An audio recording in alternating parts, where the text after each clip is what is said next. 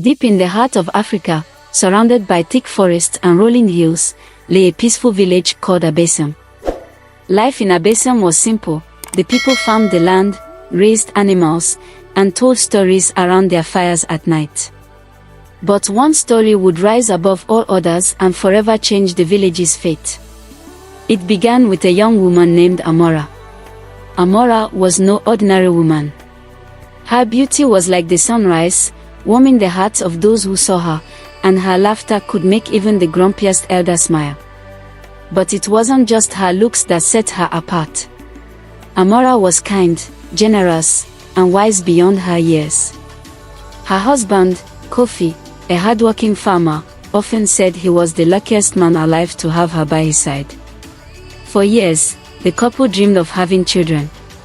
They prayed to the gods, visited healers, and followed the advice of elders.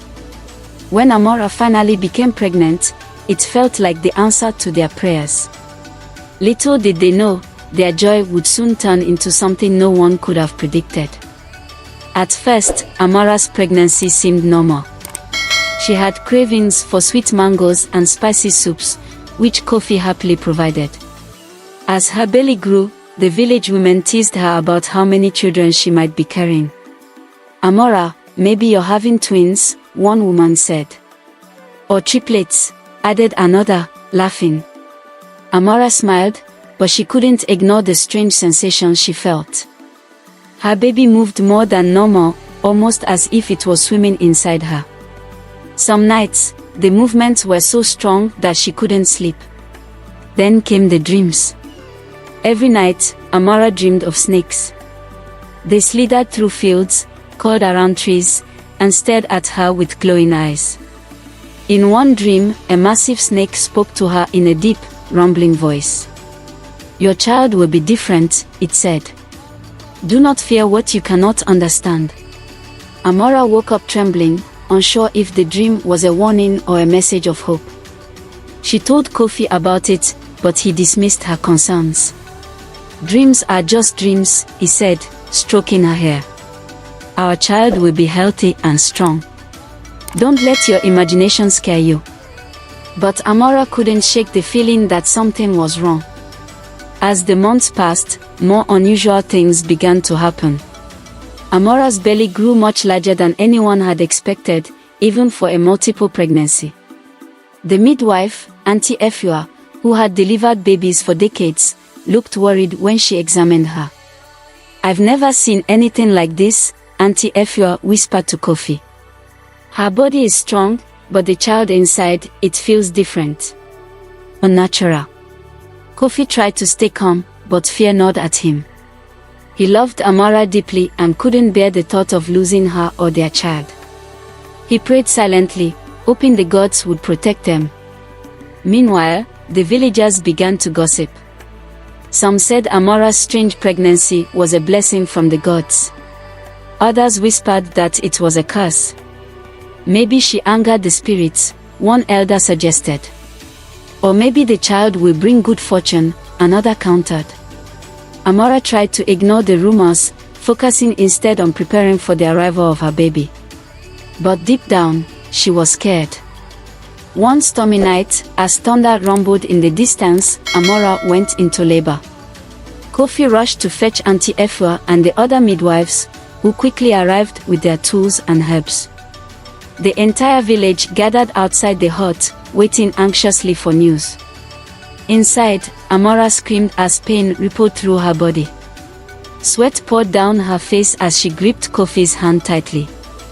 Auntie Efua encouraged her, but her own hands trembled as she walked. The labor lasted for hours, longer than anyone had expected. Amara's cries grew weaker, and the midwives exchanged worried glances. Then, at the height of the storm, something extraordinary happened. Instead of the cry of a newborn baby, there was a strange hissing sound. Everyone in the room froze. Slowly, Auntie Efua lifted the cloth covering the newborn. What she saw made her scream and drop it. There, lying on the mat, was not a baby, but a snake. The snake was unlike anything anyone had ever seen. Its scales were black as night, with golden markings that shimmered in the dim light. Its eyes were bright and intelligent, almost human-like. It coiled and uncoiled slowly, as if testing its surroundings. Amara, too weak to sit up, whispered, "What is it? Is my baby alive?" Auntie Efua, trembling, managed to say, "It's a snake." The midwife screamed and ran out of the hut, some yelling that it was a curse. Kofi stared at the creature, his face pale with shock. He backed away, his legs shaking. "No," he muttered. "This isn't possible. This can't be our child." But Amara, despite her exhaustion, felt a strange pull toward the creature. She reached out a trembling hand, and the snake slithered toward her, resting its head on her palm. Tears streamed down her face. "It's my child," she said softly. News of the snake child spread quickly, and the villagers were horrified. Some believed Amara had been cursed for angering the spirits. Others thought she was a witch who had given birth to a demon. "The gods are punishing her," one elder declared. "She must leave the village," another said. "That creature will bring us bad luck." Amara and Kofi became outcast overnight. People refused to speak to them or sell them food. Even children avoided them, running away whenever they approached. Despite the rejection, Amara refused to abandon the snake, which she named Zoe. She treated it as she would any child, feeding it milk and singing lullabies. Kofi, however, struggled to accept the situation. "This isn't normal, Amara," he said one night as they sat in their empty hut. "That thing, it's not a child.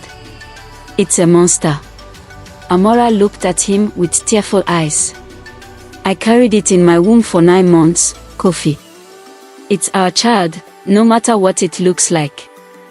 The villagers soon decided that Amara and Kofi had to leave.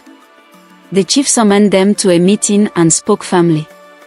"For the good of the village, you must go," he said. "Take the creature with you and never return." Amara pleaded with them, but their hearts were unmoved. Left with no choice, she and Kofi packed their belongings and set off into the forest. Zoe slithered behind them, its golden markings glowing faintly in the moonlight. The forest was vast and full of dangers, but Amara and Kofi managed to build a small hut near a river. Life was hard, but they adapted. Amara continued to care for Zoe, who grew larger and stronger each day. Kofi, however, grew distant. He spent more and more time away from the hut, hunting or gathering food. He couldn't bring himself to love the creature that had replaced the child he had dreamed of. One day, while Amara was washing clothes by the river, she was confronted by a group of hunters. They had heard about the snake child and came to see if the rumors were true. When they saw Zoe coiled near the hut, they raised their weapons. "We can't let this creature live," one hunter said. "It's unnatural." Amara stepped between them and the snake, her arms outstretched. "Please," she begged. "He's done nothing wrong. He's my child." The hunters hesitated, but their fear of the unknown was too strong. As they prepared to strike, Zoe suddenly rose up, its golden markings glowing brightly. The hunters froze, their weapons dropping to the ground. The snake hissed, but the sound was soft and melodic, almost like a song.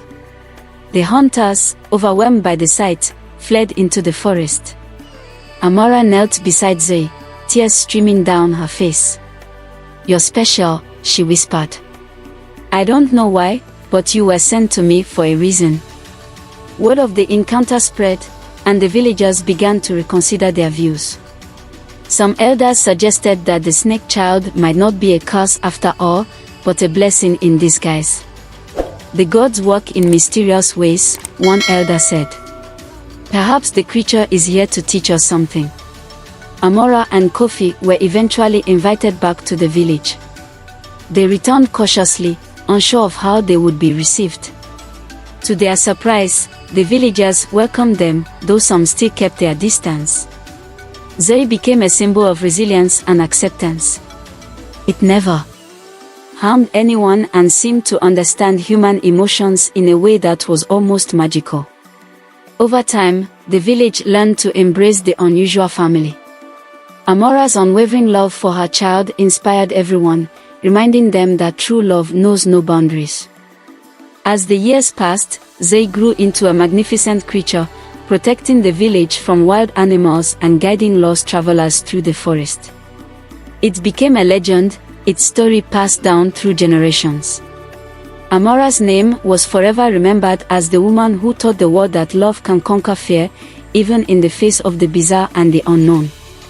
And so, the tale of the woman who gave birth to snakes lived on, a reminder that sometimes, the most extraordinary stories come from the most unexpected places. Thank you so much for watching. If you enjoyed it, don't forget to like, subscribe, and comment below. Hit the notification bell so you never miss an exciting new tale. See you in the next one.